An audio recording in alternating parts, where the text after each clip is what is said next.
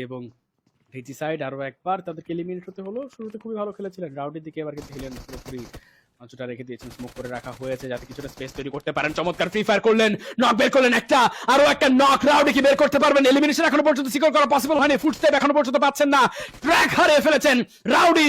Elimination secure করলেন, top 9 এখনো পর্যন্ত আছে। রাউডি ইজ অ্যালাইভ এবং রাউডি এখনো পর্যন্ত হাল ছাড়ছেন না, ওয়ান ম্যান আর্মি হিসেবে একা লড়াই চালিয়ে যাচ্ছেন।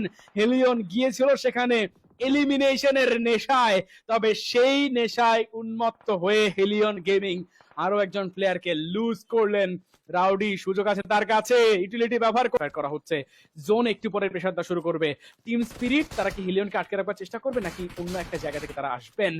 অলরেডি কিন্তু রাউডি তিনিও একটা আউট পারফর্ম করে দেওয়ার চেষ্টা করছেন এবং স্পটেড ড্রপ শট রাউডি, চমৎকার 1v2 against Hellion. Oh my god, what is happening! Rowdy এখনো পর্যন্ত তার দলকে নিয়ে কিন্তু দুটো এলিমিনেশন পয়েন্ট সিকিউর করলেন। মেবি প্লেসমেন্ট পয়েন্টে আসলো না, বাট তিনি একা হাতে দুটো এলিমিনেশন পয়েন্ট সিকিউর করেছেন। পুরো নাচিয়ে নাচিয়ে ঘুরিয়েছেন হেলিয়নকে। হেলিয়নের ম্যাচটা হাত থেকে পুরোপুরি ফসকে গেছে এই একা রাউডির কারণেই। তারা তিনজন মিলে সার্ভাইভ করছিলেন, সেখানে এখন তাদের সাথে আছে শুধুমাত্র